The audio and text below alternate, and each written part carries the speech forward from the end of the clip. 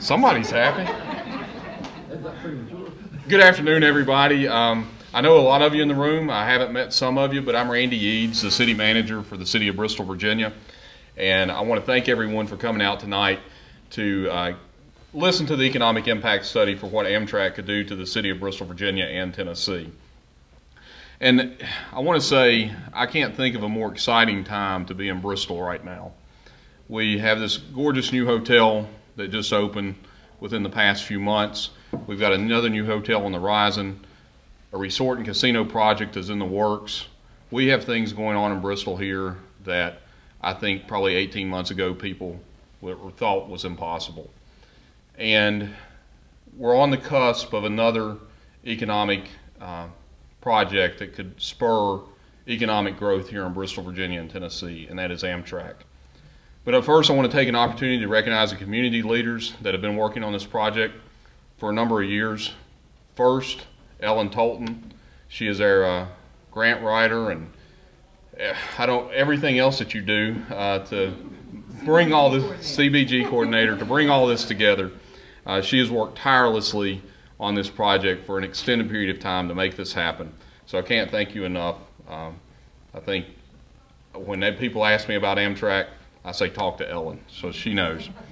I know Delegate O'Quinn, he's been involved. Mayor Kevin Mumpower, Vice Mayor Kevin Wingard is here tonight. Councilman Bill Hartley, Councilman Neil Osborne is here somewhere, I saw him. And Anthony Farnham is here as well. From Tennessee, we have Senator John Lundberg. I know he's been a part of it. I haven't seen him here tonight. Representative John Crawford is here. Thank you. We have Mayor Margaret Firerobin. She has been an extreme cheerleader for this project for a number of years, and I hope we can make her dream come true. All right. Vice Mayor Michelle Denise, Councilman Chad King, Councilman Leah Powers, Councilman Jack Young, and then City Manager Bill Sora is here as well. And it's also important to remember the groups that have helped fund this project, because without these groups, none of this would be possible. And none of this would allow us to go to Amtrak and say, this is why you come to Bristol. Here's what we have to offer. Here's why you need to be here. This is not only your next stop, but this is your turning point to grow Amtrak further into Tennessee, Johnson City, Knoxville, Chattanooga, and Atlanta. And all of a sudden, you're connecting the southeastern United States all the way to the northeast, and that's something that has not been done in a very long time. So Bristol is just the first step in this long project that we have ahead. But the Virginia Tobacco Commission, Sarah Williams, I believe, is here with them. We appreciate your help in supporting this. Couldn't have been done without you all. The Appalachia Regional Commission, Ryan Broomfield. We appreciate everything that you've done. And the Bristol Chamber of Commerce, they were acted as a fiscal agent. Courtney Kakashian is here with them. We appreciate it, Courtney. So with that being said, I don't want to take up too much more time. I'm extremely excited about the project. I hope you all are too. I've got to step out for a few moments, but I'll be back here just in a few minutes. But I'll turn it over to Ellen Tolton now for the rest of the program. Thanks. Thank you, Randy. Again, thank you all for being here. The last passenger rail train left the city of Bristol in 1971, with a local and regional economic base relying more heavily on tourism, coupled with the growing expense of air travel and increased commercial traffic along I-81. Bristol has embarked upon what has proven to be the very long process of bringing passenger rail back to Bristol. Encouraged by the expansion of passenger rail from Richmond to Norfolk in 2012, from Washington, D.C. to Lynchburg, and most recently the further extension from Lynchburg to Roanoke last year, the City of Bristol, Virginia, assisted by CTAA, which is the Community Transportation Association of America, secured funding to finance an economic impact study to provide defined and quantitative levels of information and direction that will be used moving forward to substantiate the actual demand for passenger rail in Bristol. Extending passenger rail service to the City of Bristol is the logical next step in connecting Virginia passenger rail further south to Knoxville, Chattanooga, and Atlanta. The service will provide enhanced local access to universities and colleges, healthcare facilities, and other destinations in communities further north and east. It is strongly believed that this service will address two related goals: the reduction of overall vehicle traffic on I-81, as well as increased and enhanced tourism to the region. The completion of this study for passenger rail extension to Bristol could not have been accomplished without professional assistance and funding to support this project. I'd like to further recognize some other integral partners in the work that we've done, particularly with the study. Professional assistance was provided by CTAA, which again is the Community Transportation Association of America, particularly Charlie Rutkowski. He is the CTAA Director of Technical Assistance Programs, and he's not with us here today. However, Rich Sampson is. He's right over here. He is the Membership and Communication Director for CTAA, and he's been there for about 15 years, I believe. He's going to share some interesting information with us later at the end of the presentation. I'd also like to give a special thanks to Bart Poe, who is the Interim Director of Economic and Community Development for Bristol, Virginia, and he has provided long-term leadership, oversight, direction, and continuity for this project. He will be wrapping up the presentation today. And I'd also like to recognize Mayor Margaret Firerobin. She's contributed her time and efforts to this study, as well as chaired the Railway Group, which has been in existence for many, many years. Many, 3 years, 3 years. 4 years. 4 years, 5 years. And I'd also... She could vote. Keep going. Okay. And also I'd like to recognize any of the members of the Railway Group who have provided the support as well and provided the vision for passenger rail to Bristol. And do we have any members here? I know we have one. There we go, we've got a few. So I thank you all very much, and now it's time to get to the heart of the presentation. I'd like to introduce Dr. Toni Horst with AECOM. She is the contractor for the study. The city received 6 different proposals in response to its request for quotations for an economic impact study. AECOM was chosen unanimously from the group based upon their level of detail and vast experience. The city and CTAA have been working closely with AECOM and its team for the last 10 months to develop an honest and realistic outlook on the economic impact that bringing passenger rail back to the city of Bristol would achieve. We did this by receiving input from local stakeholders, surveying visitors, and interviewing those who have taken passenger rail in other parts of Virginia. The information has been assessed, quantified, and documented by AECOM so that it can, 1, be shared to justify the demand for local passenger rail, and 2, to provide a sound baseline in our strategy moving forward as we collaborate with Amtrak and Norfolk Southern, excuse me. So we are joined today by Dr. Toni Horst, National Transportation Economics Practice Lead for AECOM Technical Services. Dr. Horst is a nationally recognized consultant in transportation economics and planning, and has been the project manager leading her team for the Bristol Passenger Rail Economic Impact Study. Dr. Horst has more than 25 years' experience in the field. She is an economist with significant experience assessing projects and developing defensible analyses of project feasibility, economic impact, return on investment, and benefit cost. Recent economic impact assessments she has worked on have included airport, highway, rail, and port impact studies. So I introduce Dr. Horst.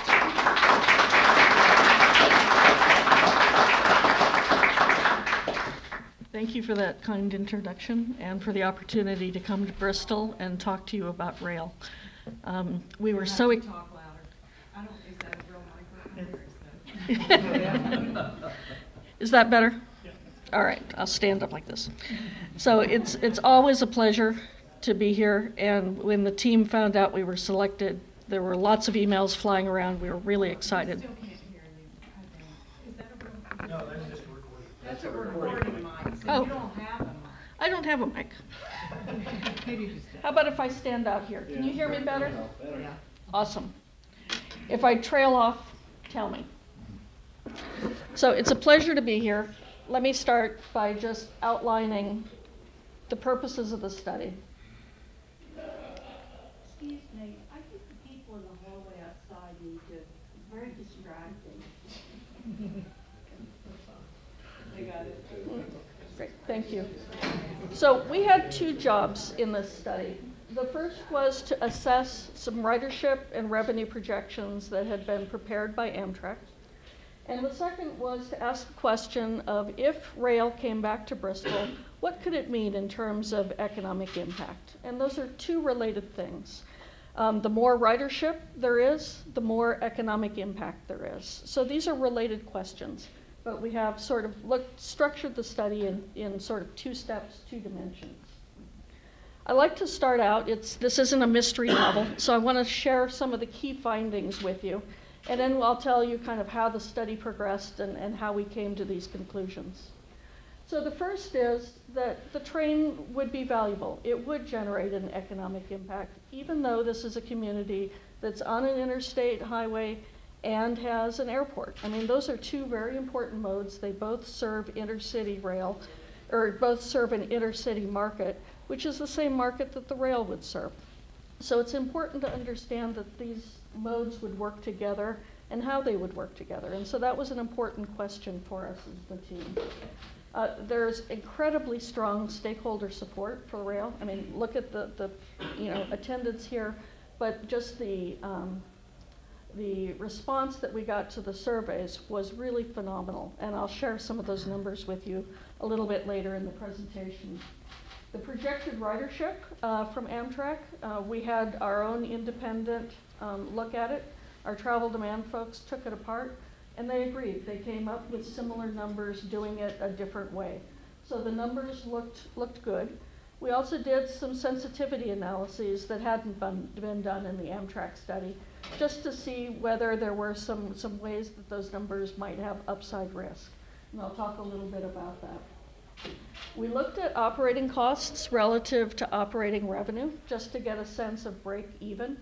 Now, I'll be honest, there are very few passenger rail services in the country that break even. Most require some type of subsidy, but it's very interesting that there are some scenarios where the margin of subsidy is small. So it's encouraging at this level of study. We're at an early stage. We're kind of working with scenarios. We're using some unit costs. There's some uncertainties, and I'll talk about those. But using conservative assumptions where we have some uncertainties, it still looks like it's a promising outcome in terms of the subsidy that might be required. The economic development return on investment is positive when we look at it over a 20-year period, and that's a common period when we're evaluating transportation investments. These are big capital investments with a long usable life, so we look at them over time. And the community infrastructure is in place to leverage the value of the investment. And what I mean by that is that you can't just build a bridge or build an airport or put in a subway system and expect it to generate economic returns. It has to solve a transportation need, and the market has to be there to adapt to it and to use it. And throughout the stakeholder interviews and work that we did, there was just such enthusiasm for train service and just such a multitude of ideas of how different vendors would adapt their service to accommodate the train, either keeping hours later creating shuttles to connect to the service, creating new businesses. Everyone had a different idea, and that says that the community is ready to capitalize on it. It's worth putting this investment in because there'll be a market response. Often when I think about infrastructure, there's 3 phases. We build it, and there's obviously an economic impact from the construction activity. We use it, and there's economic activity there when we hire people for the operations. But really why we build these large capital investments is because we want to change the economy, we want the market to respond. And that's where the payoff is. And so that's why we always look at that last point. Just an overview of the proposed service. Whenever you're doing this type of work, you have to have some assumptions about what it would be. How many days, how many frequencies are you going to run per day? How much would a ticket cost? Where is it going to stop? When is it going to come to Bristol, the departure time? If it comes at 3 in the morning, it's a different bet than if it comes at 6 in the evening or leaves at 9. Those are good times for making a trip. Is the fare to New York or to Washington? The fare there is for a Washington trip.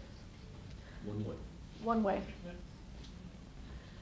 Travel time to Washington, 9.5 hours. Travel time to New York, 13 hours. Those are approximate. So why would we add a train? And I'm coming back to the question about, we already have an interstate here. We already have an airport. But if we look at I-81, recurring delay is lowest on I-81, but incident delay is highest. And what that says is that when bad things happen on 81, they really happen, and they're not predictable. So, when you're starting to think about comparing these modes, I know that I can get on the train, and it might be 9 hours, but I will be there. It is predictable. If I get on I-81, it might be faster, but it's going to be not that much slower, and I might hit an incident. So there's some uncertainty there. I'm going to put some buffer in my trip. If it's a really important trip, if I have a business meeting, I've got to be there by a certain time. Similarly, delay per mile, it's one of the highest in the state. So again, I-81 is an important connection, but it's one that's challenging. Similarly, if you are traveling by air, you have to go south to go north. I'm using, again, a Washington trip as an example. We could have done lots of different trips. We just kind of used Washington, D.C. as our test base because that gets you to the Northeast Corridor, or it gets you to the train going to the Midwest. So we figured if we got you to D.C., you could get to lots of places. Minimum trip would be 3 to 4 hours. Assuming you allow yourself 90 minutes, your minimum trip is 5.5 hours. That's with your best connection. If you have a longer trip or a longer transfer, you're starting to get into the 7.5-hour trip time, which is a little bit less than that 9.5 we're estimating on the train, but you're also going to pay more. So, economic development assets. This gets back to the question of if we brought the train here, is the market going to respond? And these are important things. There's just an incredibly strong entrepreneurial base to the economy. We came across it in interviews left and right, and that's such a positive because that tells us the market is ready to develop businesses, strategies to use the train and build it into the economy. You're already attracting outside private investment, the hotel sector. Ellen touched on that a minute ago. There's flexible public transit and hotel shuttles. That's important because you get to the station, and then how do you get to your hotel or to your venue or to the restaurant or the next place you want to be? If there are these shuttles and the public transport, it's nice. You can come, you can have a 3-day weekend. You don't have to rent the car, you don't have to pay for the parking.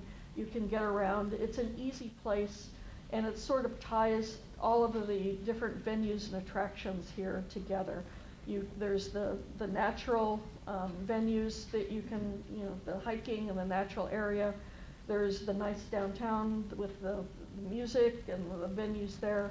There's just a variety of things that you can do here. The Smithsonian Museum, and then just the growing collaboration of the larger metropolitan area. All of these things work together to suggest that the market would respond in a positive way.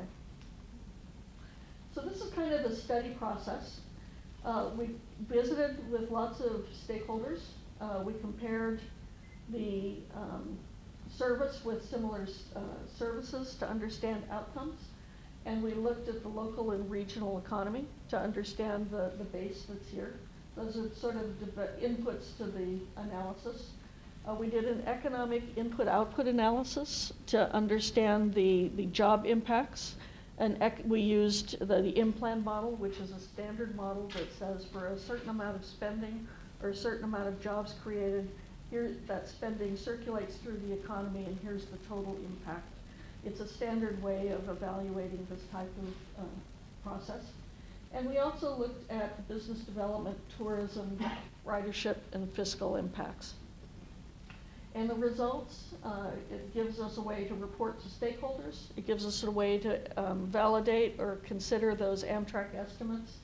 And it also allows us to understand whether the community should support this or not. Is it a good bet? So developing the inputs, doing the analysis, and hopefully giving you actionable information. So what did we hear from the stakeholders? A lot of these studies that we've done in the past with other communities, often much larger communities, we do an online survey, we do independent one-on-one interviews, and if we get 40 to 50 responses to our online survey, we are happy. We were stunned. 219 stakeholder surveys. We went back. I actually had the staff person who was doing that go back and check the survey to make sure that something hadn't duplicated and that we didn't have a mistake, because I didn't believe them. 132 rider surveys. We had people ride the trains and do surveys and ask people who were in the stretch of the corridor why they were riding, how much they were spending on their trip, how much they paid for their ticket, a little bit of information about them. And we used that information to help us understand the tourism impact, and it fed into the economic impact. But it also helped us understand what type of market this was. Then we also had Bristol surveys. The city was kind enough to have a booth at the race. And there were, so we tried to tap into the market in lots of different ways. What we learned, strong local support for passenger rail service, interest in Bristol to use Amtrak as an alternative mode. There was a real hunger to have an alternative to getting on I-81 with the trucks. People, it's not going to become people's everyday mode, but having that option was really valued. And that was something that we don't often hear in the surveys. Much of this type of work is looking at bringing people to Bristol. And this is actually an interesting thing. It's an important amenity that helps with retention and adds to the quality of life and the attraction of being here and investing here. Success in other communities started by building the case with bus service and other connections. Other success in other communities has supported but not led the redevelopment of downtowns. And that gets back to that question about, do you have the assets to build on the service if it comes? If there is nothing happening in the downtown, then bringing the train to the city doesn't help that much. There's nothing to do when you get off the train. What we learned, visitors come to Bristol 1 to 2 times a year, so there's the repeat visitors. There's interest in using train service, and current passengers are traveling to DC and points north. Most are traveling about 100 to 300 miles. There's exceptions. We found people going as far as, up beyond New York, but they were the exception. The typical trip length was 100 to 300 miles. So, what would this cost?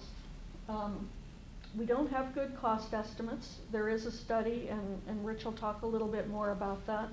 and that will do a good, careful study of what the capital costs would be.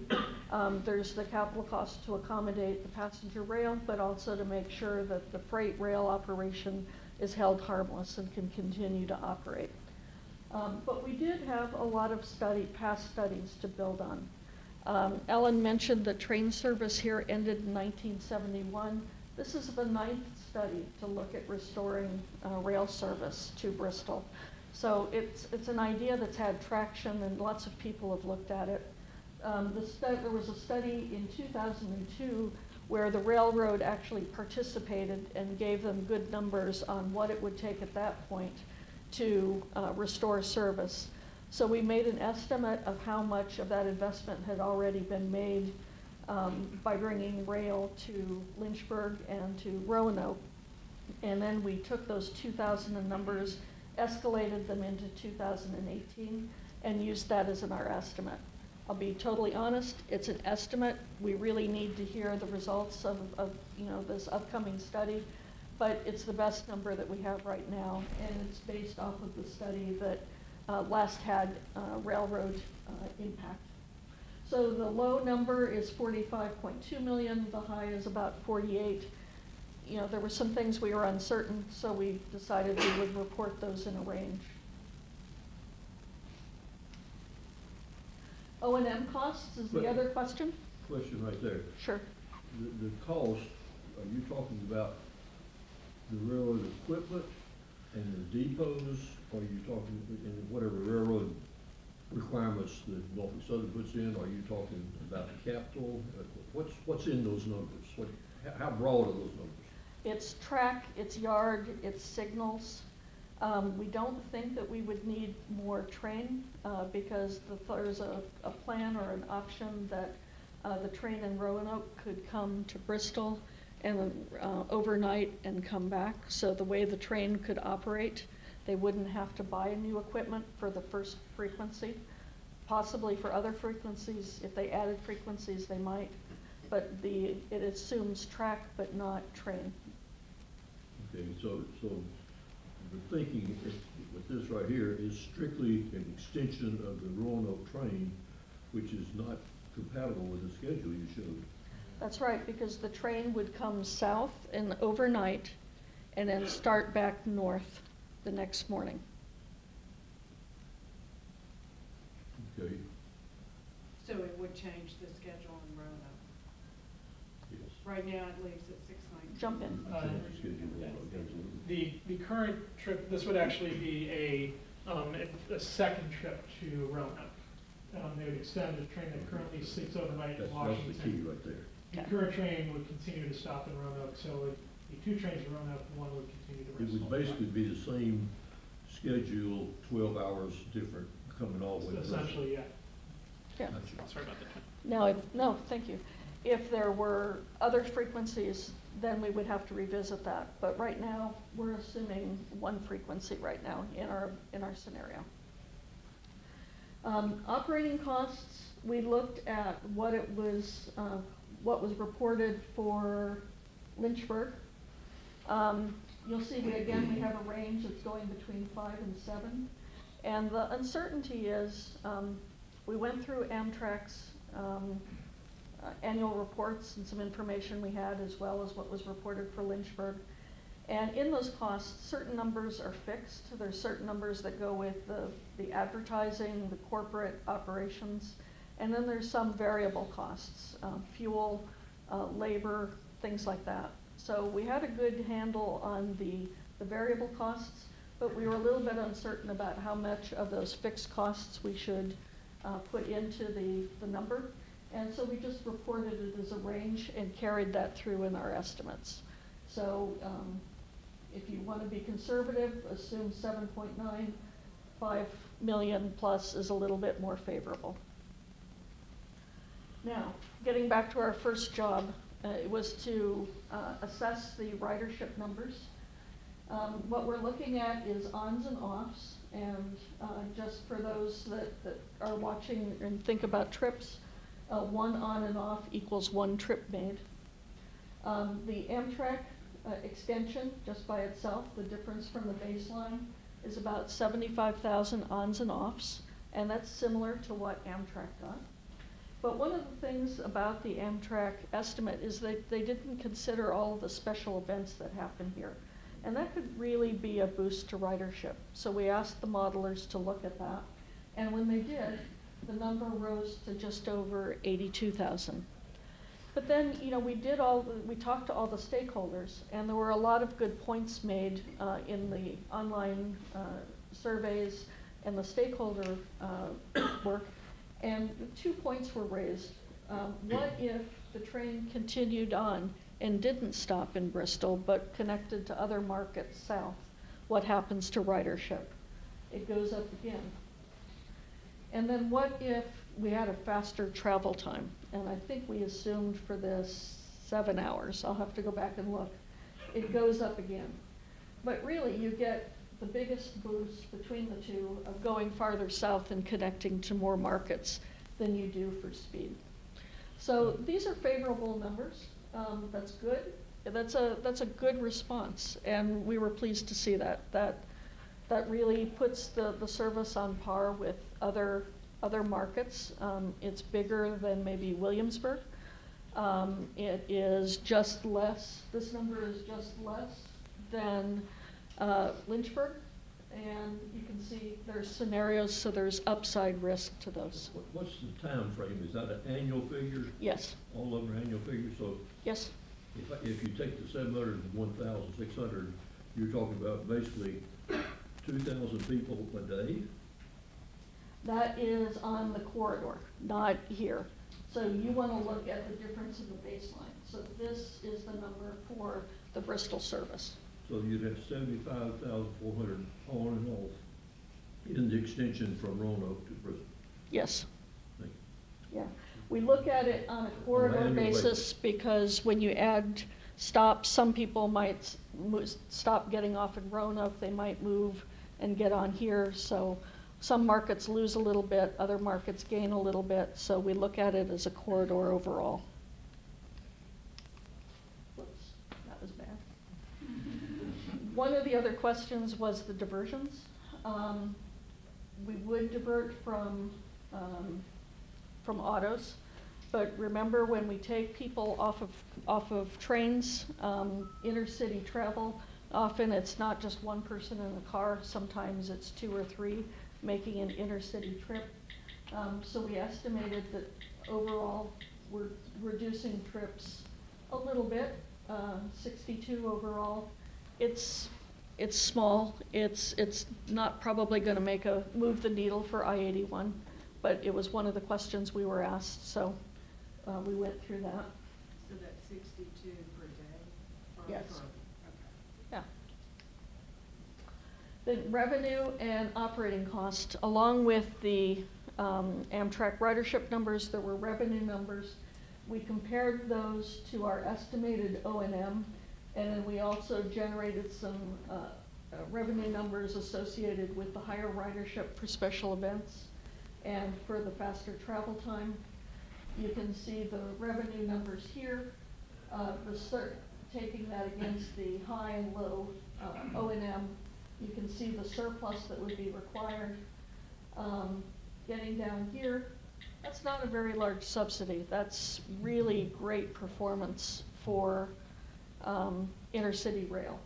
So there are scenarios with upside risk, and we're at an early stage of planning, but it's really a positive result. It says, keep looking here. This is a project worth further developing. So trying to elaborate, if the public ended up investing more money on a better quality operation, the operating cost, because of that increased investment, would actually go down over time, right? Yes. It would be a more effective service if the public invested more money in better service.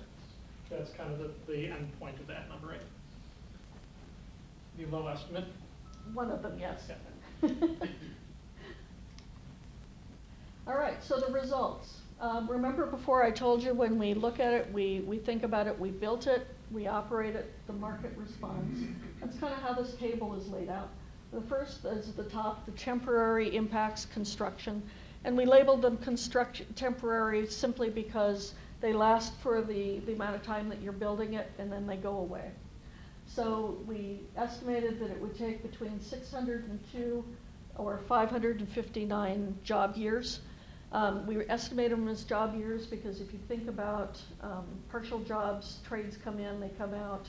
A job year is a job for one person for 1 year. So if you had one person who worked for 3 years, that's 3 job years. The 201 and the 186 is just kind of an average over the building period, how many people would be working on that project. Then the O&M costs, that O&M is operating, that's the assumption of hiring to operate the system, as well as the multiplier effect as those workers spend their wages throughout the system and the supplies that are purchased locally to support that. And then the tourism impact, it's small. We remember that this is tourism and jobs, but for the train. So there's a great tourism market here, and this would add a small amount to it, but it's saying these are jobs that would not happen but for the train. My own feeling is that that's probably a little bit conservative, but that's the number we got when we took the numbers from the survey, looked at the spending, and the number of people who said that they would not have made the trip but for the train in the surveys that we had. So that's that number. So we take those numbers over 20 years, and these are the totals. But remember that that's a 20-year period, and so we discounted it at 4.5% to get to a range of between 33 and 51. Discounting is a way of saying if you have to wait for money in the future, it's worth a little bit less to you. It's a way of bringing all those future revenues to a current value and net present value. And so that when we make that adjustment, it's still more than our estimated costs. So even with very conservative numbers, it's turning a positive return on investment for the economy. And there's lots of scenarios where we've talked through where there's upside risk. But just going through this, it's hopeful. It's again, it says it's a project worth pursuing and developing further. If I can interrupt just for a moment. Sure. The disclaimer at the bottom, impacts include Bristol and elsewhere in Virginia. How much of those numbers are Bristol? How much of those numbers are elsewhere in Virginia? It's the Bristol metropolitan area, because I cannot break out Bristol City. The multipliers don't get down to that level of specificity. Going back to that previous chart there, are those figures based on another train from Washington to Bristol, or are those figures based on just Roanoke to Bristol? Don't understand the question. The train from Roanoke operates. It has a cost.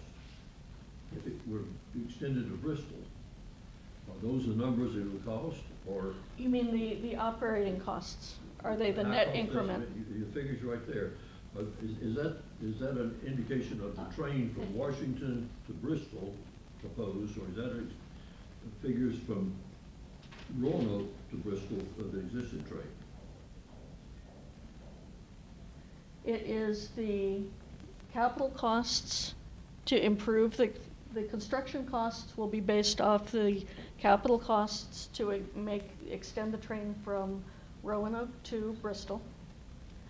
The operating costs are based on the additional increment for that train to come around, that second Roanoke train to overnight and go back up. So the additional increment. Okay, so you're talking about but an the additional riders, train, not the existing train. The Right, additional train that comes all the way to Bristol. correct. Okay. Yeah, all these numbers, costs and ridership, are just the Roanoke to Bristol segment.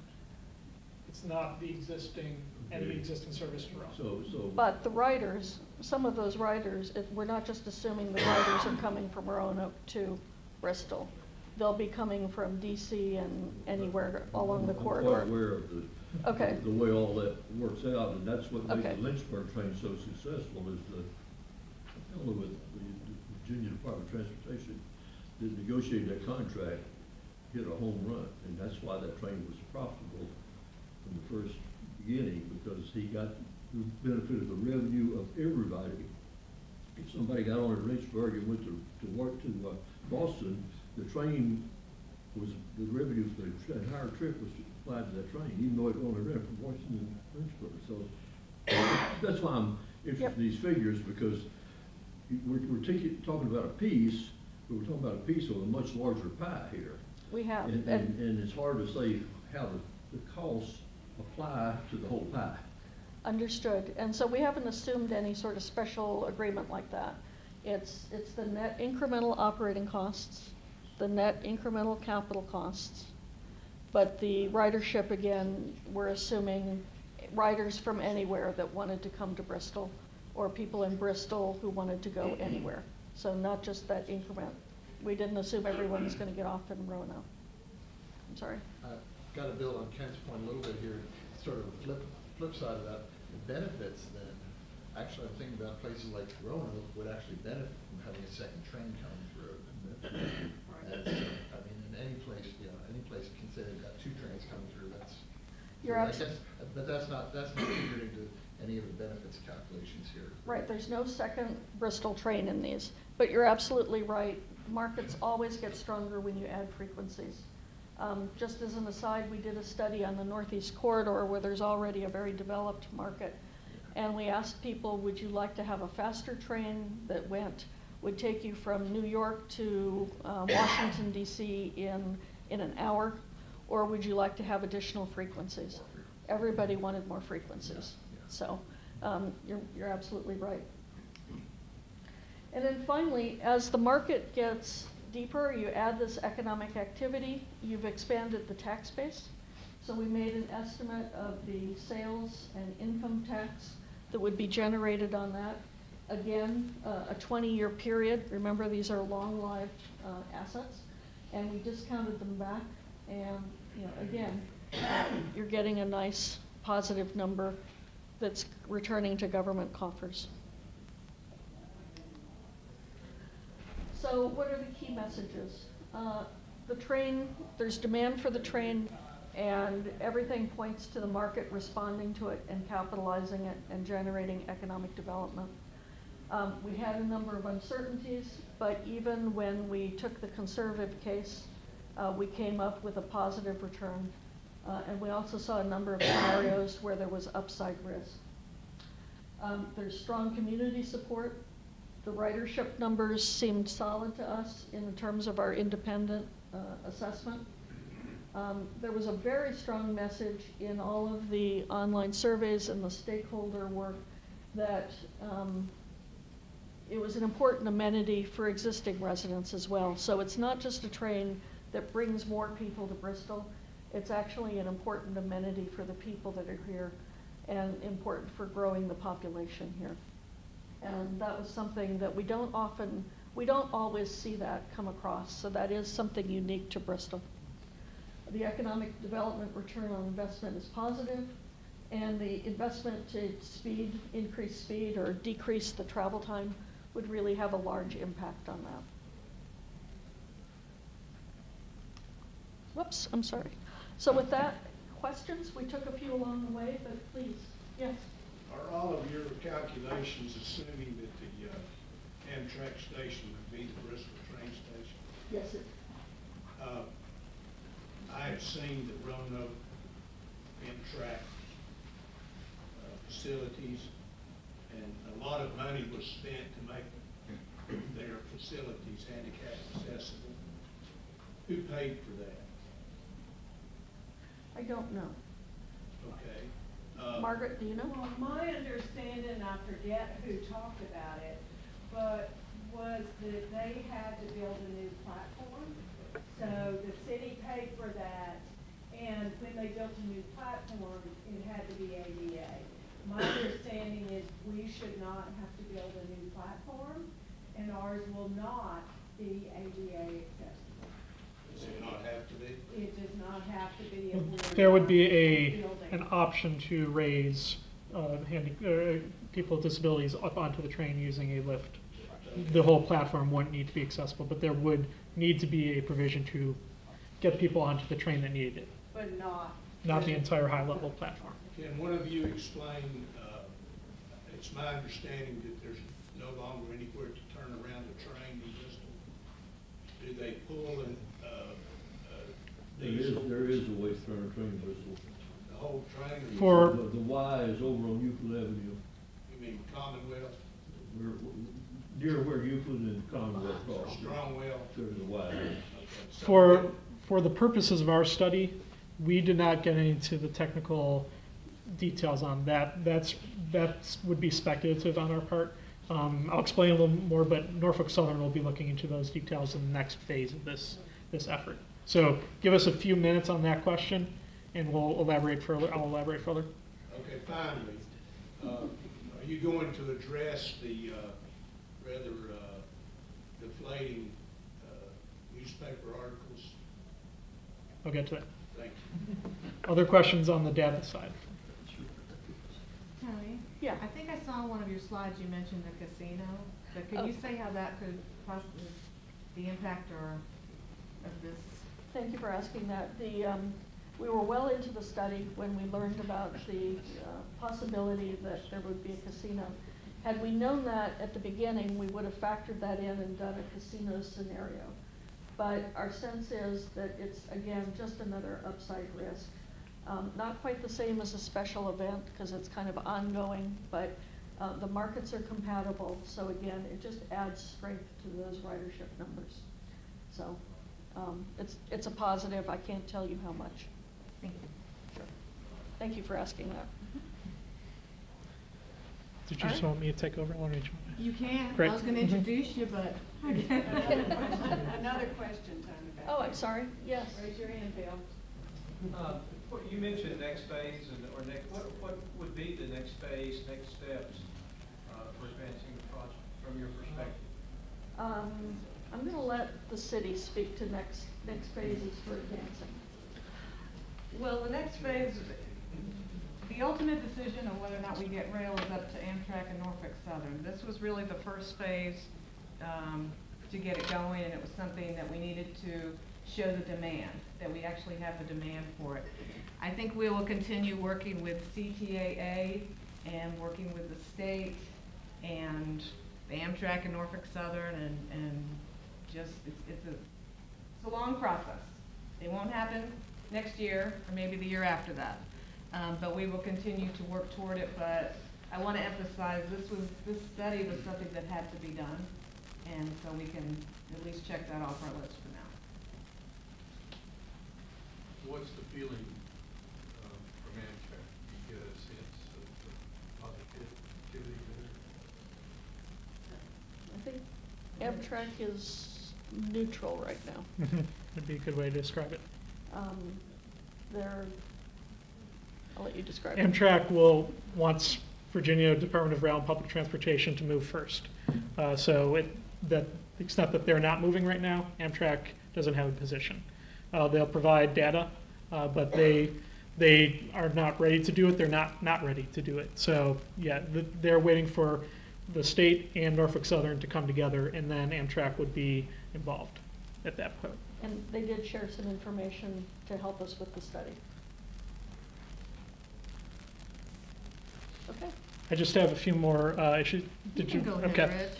Hi, I'm Rich Sampson. I'm the Membership and Communications Director for CTA, Community Transportation Association of America. We represent transit providers, mostly rural and small urban, around the country, and we do technical assistance, some of which is supported by the United States Department of Agriculture, which supported this project, and how we got to work with the Appalachian Regional Commission and the Virginia Tobacco Commission.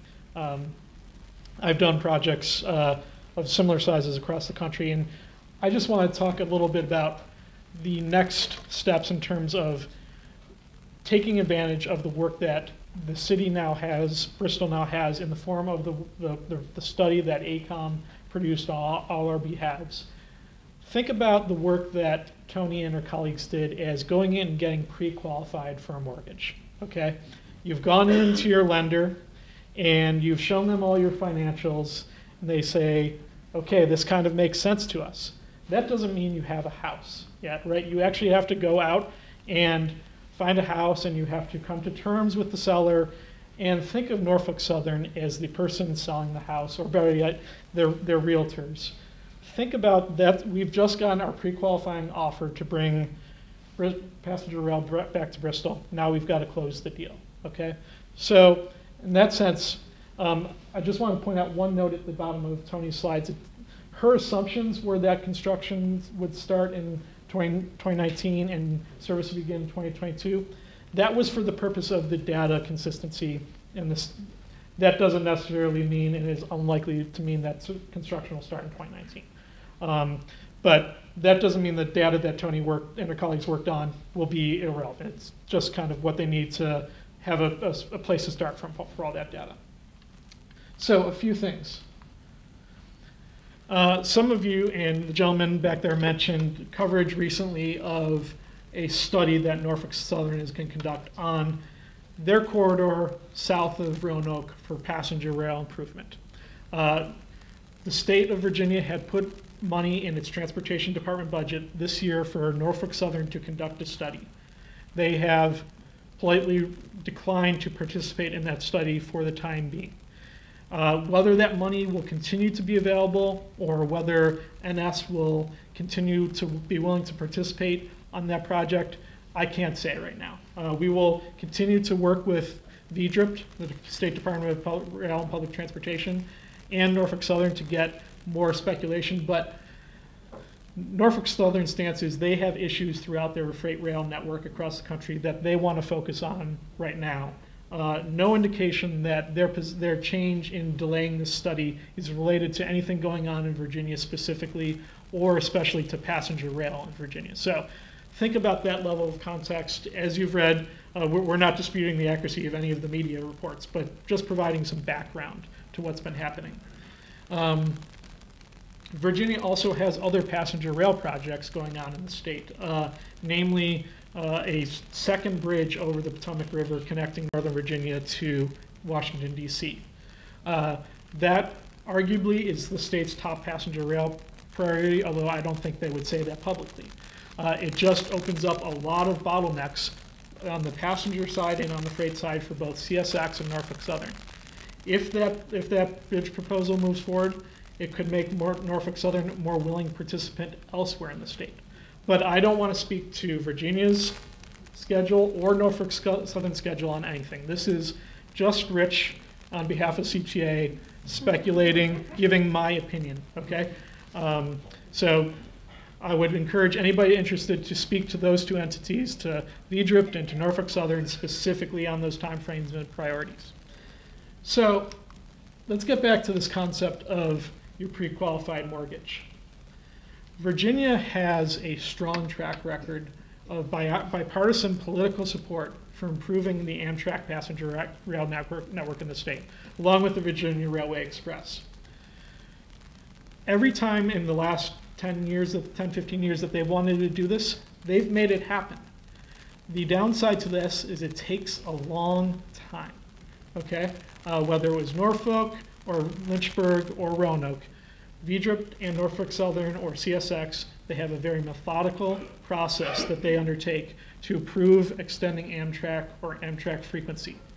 So because this takes a long time doesn't mean it's not going to happen. You just have to be realistic about the process. Now is the time to start building your support from Bristol and from southwestern Virginia with your statewide office holders, whether that's in Virginia or potentially in Tennessee, at the governor level, at the U.S. senator level, at the state senator level. You now have the data to say this is a good idea and that the benefits will outweigh the costs, most likely over the long term. Politicians like to look at jobs, and they like to look at how do we save the taxpayer money. This, as Tony's data demonstrates, Bristol can accomplish both of those things by investing in passenger rail access to Bristol. The key question is, what is Norfolk Southern going to require to make that happen? Tony took some very reasonable, practical, and experiential data on what has happened elsewhere when the freight railroads want capacity increases to justify passenger service on their lines. That doesn't mean that's what Norfolk Southern will actually want at the end of the day. But now's the time for when Norfolk Southern comes back to you and says, here's the things we need. We need a passing siding. We need a new Y track. A Y track is a place to turn trains around.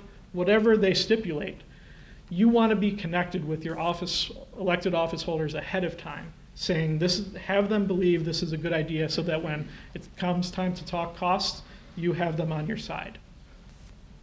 That's the general context of what we're looking at here. So we encourage you now to keep building your coalitions here locally and with your statewide officials, and we're ready to be your advocate to make this project possible with your elected officials in Washington and Richmond. This is what CTA does. We improve mobility around the country, communities like this and smaller. So we're ready and excited to work with you. And any other questions on kind of the state of play politically, on a railroad sense, other ideas that Tony doesn't really have the authority. She has the knowledge, but not really the authority to speak to right now. Can I answer any of those questions that might get other people in more hot water than me? Nope. I'll ask the hot water question. So Madam Mayor. From the beginning, we were told that Norfolk Southern would not like this idea. And that part of that, am I getting into too hot water? No, not for me. So part of that stance was so that they could get as much out of it as possible.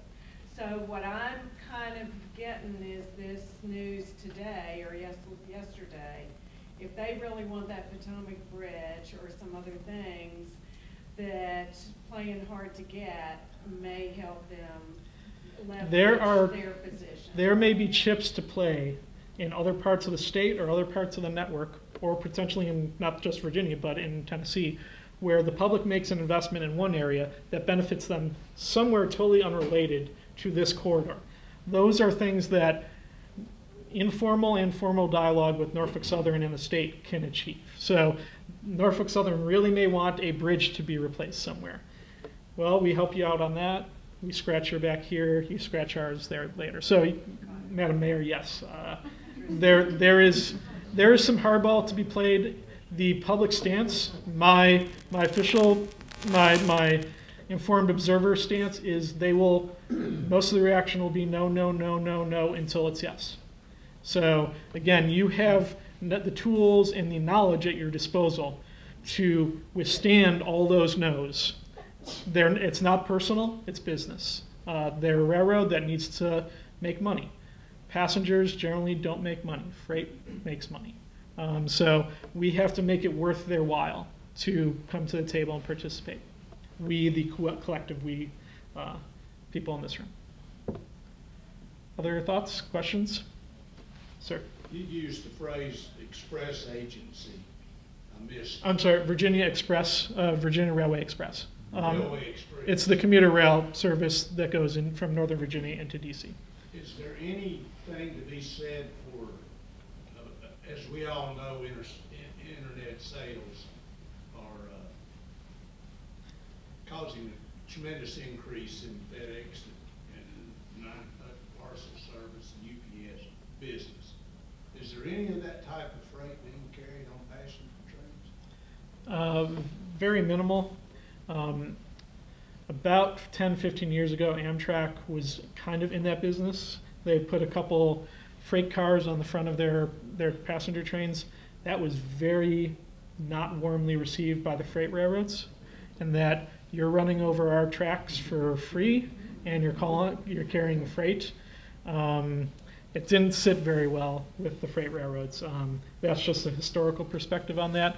For smaller parcels and kind of courier services, that requires a lot more thinking to it. So I can't speak very intelligently on that option, but I understand the logic where you're coming from, sir.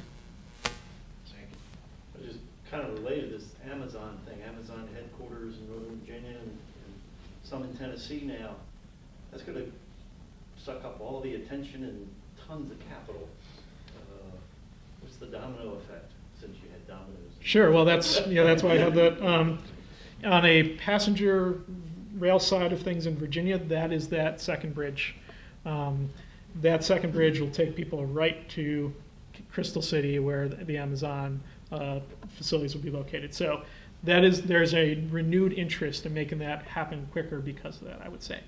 But think of that also as an opportunity for things like back office, for things like regional conferences, for Amazon and all the businesses that will benefit from them. It costs a lot of money for people to live and work in the Washington, D.C. area, speaking as somebody that does do those things. Don't sell yourself short as not having any opportunities. If you have a train that goes right there, literally that would go right there, that could be opportunities for Bristol and any of the other communities online here. So those two things aren't unrelated to this idea here. It's amazing that the Amazon location in Alexandria really is connected to this project.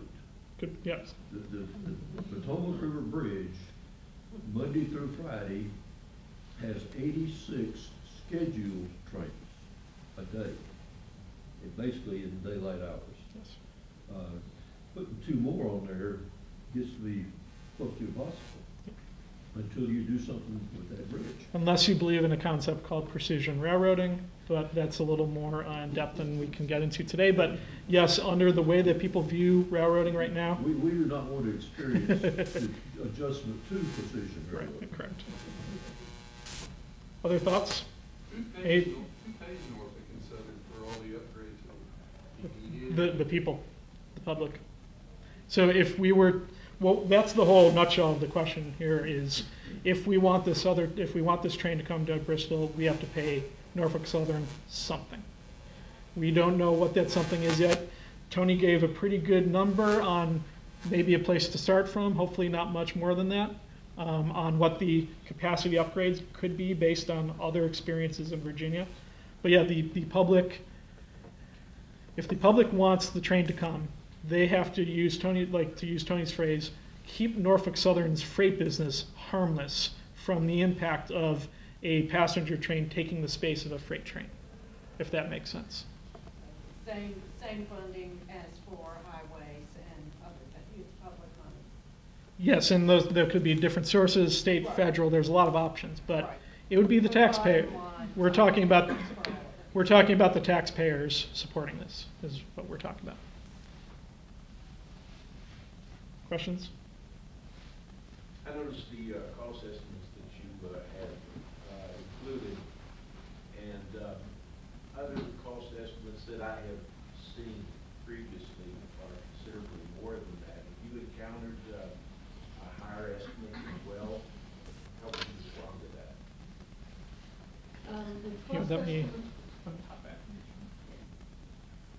That's all right. The cost estimates, we looked at a 2002 study that looked at what it would take to run service all the way along the corridor up to Virginia, up to Washington, D.C.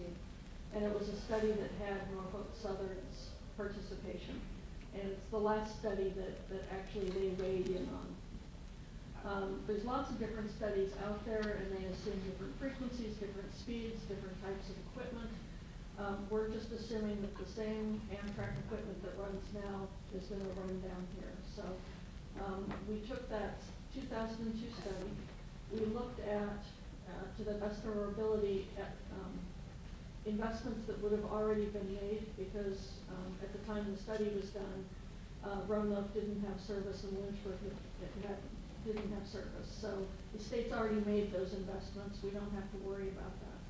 So we did our best estimate to deduct that off of the 2002 number. And then that gave us a residual. The 2002 number was in $2002, so we escalated it to $2018. So it's our best estimate. But again, I mean, there's been 9 studies of restoring service. Some of them had high-speed rail. They were going to have trains that were running 150 miles an hour, all kinds of different concepts and things that could happen. This is just looking at conventional rail extending the same type of service a little bit farther down the corridor. What's happened since 2002 on this piece of railroad is three things. One is the Norfolk Southern has put a very significant amount of money in the track structure for freight trains, not for passenger trains. Two is they're just finishing positive train control, which allows higher speeds on the railroad. And three, since 2002, they have 6 daily intermodal trains over here, which is a whole different attitude from 2002. These are trains that are sometimes as long as 10,000 feet. And they're basically 30 to 40 mile an hour trains. And the railroad is geared at that kind of level with not much more traffic than they've got right now. The passenger trains, because of the speed differential between something running 30 and 40 and something running 50 and 60, soaks up all kinds of capacity in a railroad because it's just one track. So anyway, and I make all these points just to say that the costs in 2002 are probably not anywhere close to what's reasonable now. Well, but you've listed a lot of investments that have already been made to improve the track. That's so right. Perhaps our estimates are too high, which would be a happy thing. I wish I believed that. So again, I'll agree that there's a lot of uncertainties. We did the best that we could with the information that was available. So, other questions? You can be putting the slides out online somewhere for. I'm not sure Yeah. where they're going to be, but they'll be public. We can share. Okay. Yes, sir. Is the study available? It will be. I was actually going to speak to that. We don't have it in our hands yet. It's ready, of course, and these are the findings from it, but it needs to be reviewed and approved. Shouldn't be too much longer, a matter of days probably, and we will be happy to share it when we have it. What would be the travel time from here to Atlanta? That's not really in the scope of this. It's beyond speculation at this point. There's so many uncertainties to get to Atlanta that, frankly, it's not even worried. Don't even spend any time worrying about the travel time on it yet. Knoxville might be something worth thinking about a little bit, but Atlanta will be, it's a different railroad. It's CSX to get to Atlanta from here. Where? From Where would you hit CSX? Chattanooga. Yeah. So we would love to have we would love to see that happen. It's just way beyond what we can speak to today. If anybody wants to geek out about trains afterwards, I'm here. I'll buy you a beer. All right. Back to Helen and Bart.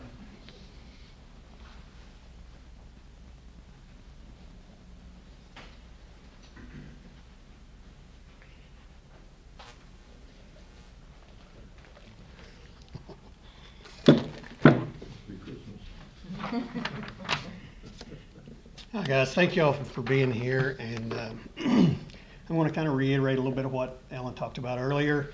In the early 1970s, our city watched the last passenger rail service pull away from our station. There's been a lot of changes since then that contributed to that, what I would consider an unfortunate event. Our local and regional economic base began relying more heavily on tourism, which we all see. Commercial traffic and unanticipated delays on 81 have increased, according to what you saw on the slides. Growing expense, availability, and what I would consider the inconvenience of air travel is discouraging a lot of people. You know, we do know some events were set in place that has caused a lot of changes. If you've never been on Amtrak, I was very shocked the very first time I did. I basically just walked into the station, walked onto the train, and sat down. I thought I'd done something wrong, actually. I kept expecting somebody to come and grab me by the collar and drag me out. But it's very easy. If you've not been on the train, please take a trip up and experience it. It's something that's pretty amazing. It's something I wasn't used to at all. Now, my fellow passengers would say I didn't enjoy it because I slept most of the time. But that was a great option. Passenger rail in the Commonwealth began seeing an increase in recreational travel. That was another thing that happened. I'll say that entrepreneurial opportunities surrounding passenger rail are more accessible now than they were previously. I mean, you know, we have a lot of opportunities for just, you know, the small business to capitalize on what the rail would bring to us. What typically would be a long drive can now be relaxing, enjoyable, and productive even, thanks to passenger rail standards such as comfortable seating, workspace, Wi-Fi, a cafe, and a bathroom. So, you know, what usually may take a lot, you know, you could drive it quicker, and it's going to be a little different. And what I'll say could arguably be the most important change is a service that once relied very heavily on subsidies is now is now prospering and showing profitability. And we learned that through the Lynchburg line. Through all that, the one thing that hasn't changed, and that's our city's desire to bring passenger rail back.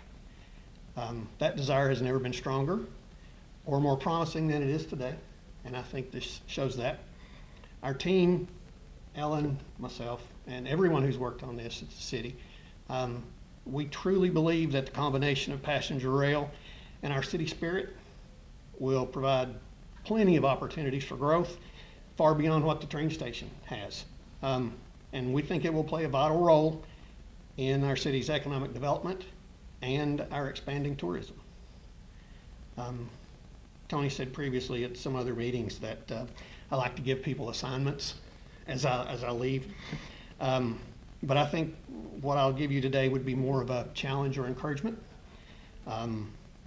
Learn more about passenger rail. Ask the questions. Talk to Margaret about joining the coalition. Like I said before, take a train ride. Discover new ways that the city might benefit from passenger rail. There's always new things that we haven't looked at. I mean, I'm super, super impressed with the job that these guys have done, but who knows what's out there? And, you know, it may be a new set of eyes that can find it. So let's start identifying and recruiting and educating stakeholders. Let's start letting our elected officials know that this is what we want in our community. And lastly, find your key role personally and see what you can do in an effort to bring passenger rail back to Bristol. And thank you all very much for coming. I